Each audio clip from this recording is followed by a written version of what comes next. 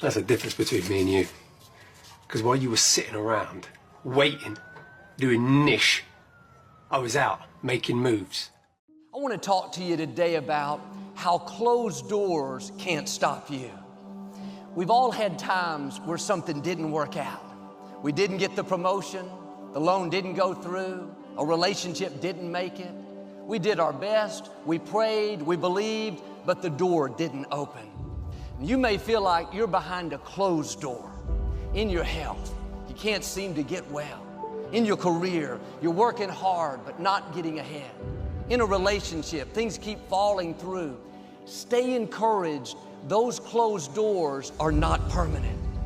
The enemy doesn't control your doors. People don't control your doors.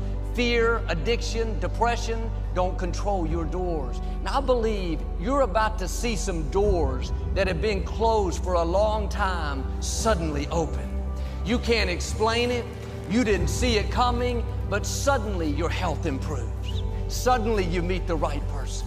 Suddenly your career takes off. What happened? The doorkeeper stepped in. Get ready for some open doors.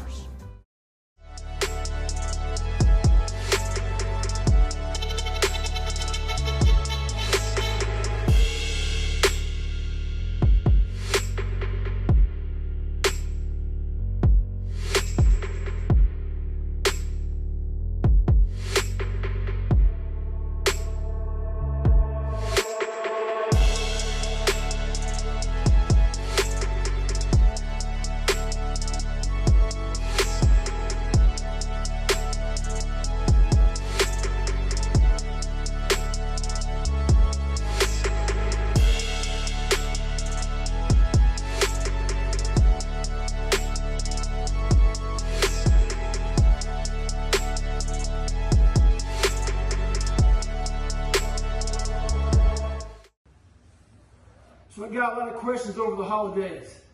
The one major question I got was, how do I finish what I start? I get 2 weeks into it and then I stop. Well, this is the thing about it. People forget one thing about me. I used to be you. I used to be a fat guy, a guy that didn't care much, a guy that got D's and F's in school, a guy that blamed other people, a guy that was under mediocre. I wasn't even average. So this is the thing about it. I'm going to tell you what people don't want to tell you. Why you stop is because you're lazy. It's because you don't mind getting bad grades in school. It doesn't bother you enough to be mediocre, to be average, to sit around and watch people do great things. You don't mind it. So there's your answer. Your answer is you don't care enough about yourself, so you don't stay in the fight. Stay hard. I've got a few questions to ask you. Are you happy with your body? Are you happy in your relationship? Are you happy with life? If you answered no to any of these, what are you doing about it? What are you doing every single day in order to change that? Your life is the sum result of the choices that you make. If you can control the process of choosing, you can control your life. You want to be happy? Take charge and live the life you want to live.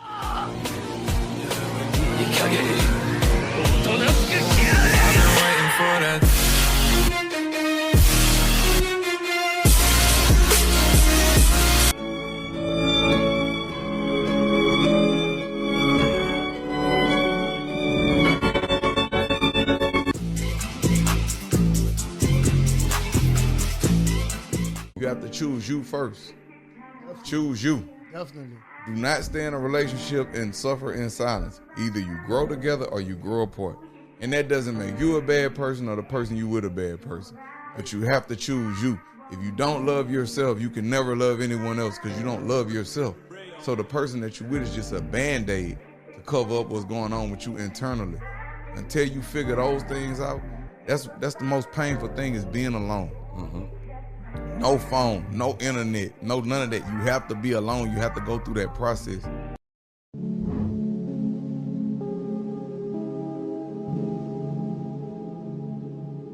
You become dangerous when you realize that you can do it all by yourself. When you're life king.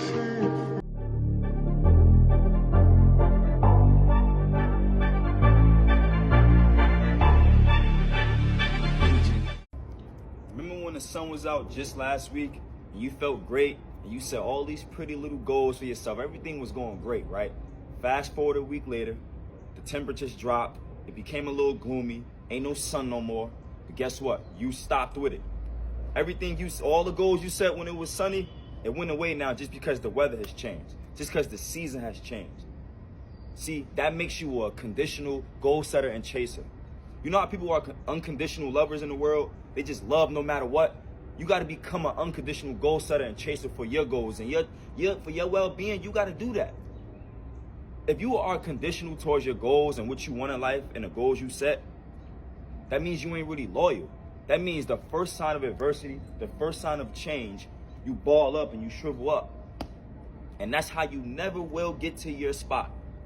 The spot that's tailor-made for you, you will never get there because you are conditional rather than unconditional. You gotta change it up, man. It's Monday, let's get it. You asked me why I'm doing all this. But even if I told you why, I doubt very strongly that the knowledge would change anything at all. You clone like, pay homage or case vomit, ungrateful niggas I don't like. I realized I was on the right path because it stopped being easy. I'm fucking exhausted.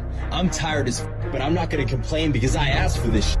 So I'm gonna smile with tired fucking eyes and realize that everything I'm doing on a daily basis is for a fucking reason.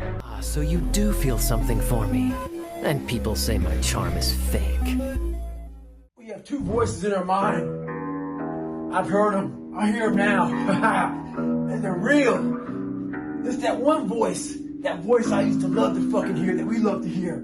It's that soft motherfucker. That soft motherfucking voice that says sleep the fuck in. It's okay. It's that coddling voice. You want to be hugged and nurtured and all that shit. That says it's gonna be okay. Well, there's another motherfucking voice that wakes you up in the middle of the night. It's not your girlfriend. It's not your boyfriend. It's that demon fucking voice that whispers in your fucking ear. That says, get up, motherfucker. You're not fucking good enough. You gotta work fucking harder. You haven't put enough time in. It's that voice you want to run away from. It's that voice you don't want to fucking hear. But guess what? It's that voice you need to fucking listen to. Stay hard. Listen to the whisper.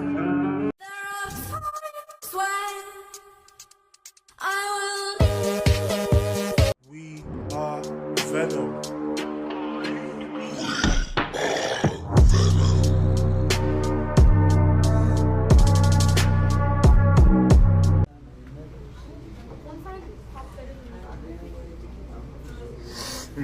You're done. You're done.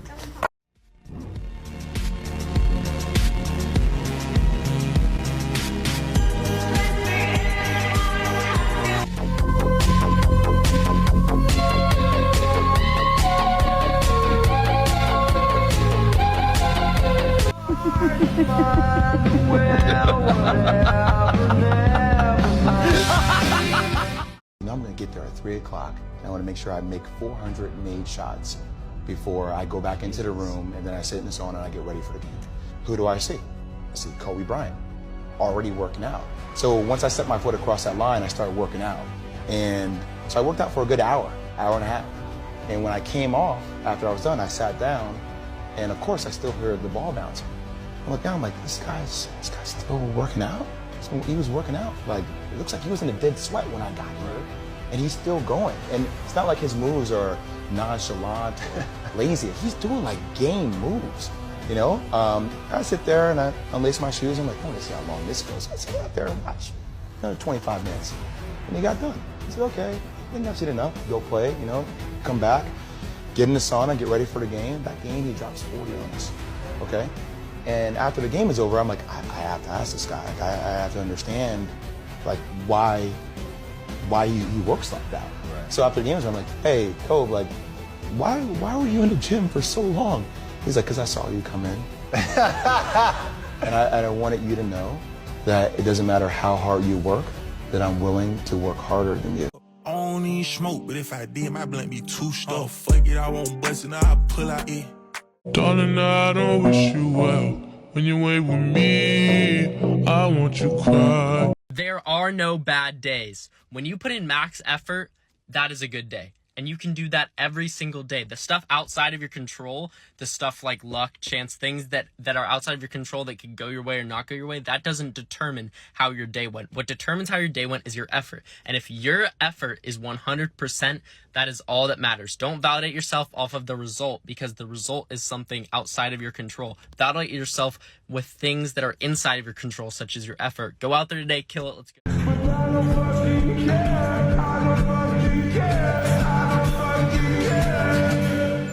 Money, shoe blow, my watch better, my pen's better. You don't write, trendsetter, you could not get too comfortable.